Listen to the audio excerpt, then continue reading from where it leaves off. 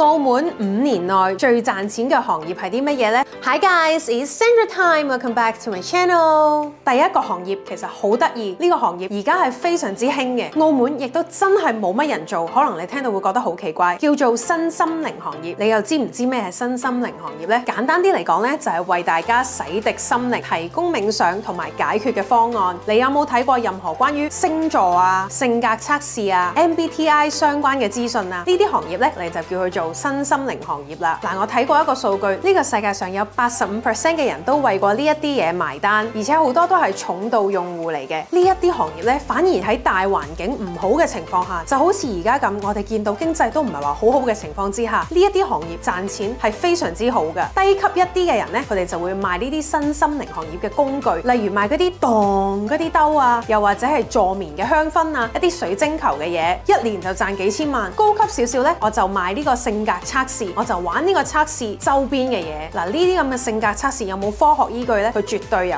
其實我哋冇人係中意外界幫我哋貼標籤嘅，但係呢啲性格測試又或者係星座，佢哋就做到啦。好多人睇完呢啲性格分析之後呢，即刻就揾到自己身邊人佢哋擁有嘅缺點嘅一啲原因啦。原來係因為你有咩性格，所以你先遲到啫。原來咧因為咁嘅性格，所以你注定係渣男。然後仲有啲更加高級嘅喎，呢啲高級到咧可能你接觸都接觸唔到啊！就係專門為啲有錢人去提供禪修班。講明白啲咧，就係帶你去個廟度幾日，教你點樣做冥想。佢哋居然收費係10萬蚊以上嘅每次。最神奇咧就係啲客去完，竟然仲會覺得呢個課程非常之神奇，因為佢哋難得有幾日靜下來思考人生啊。跟住佢哋嘅人生所有入邊發生嘅事情都揾到原因啦，然之後就造成咗依賴啦。所以當我哋社會已經進入咗一個溫飽完全被解決咗嘅一個社會嘅時候，我哋就會更加注重心靈層面上面嘅一啲需求啦。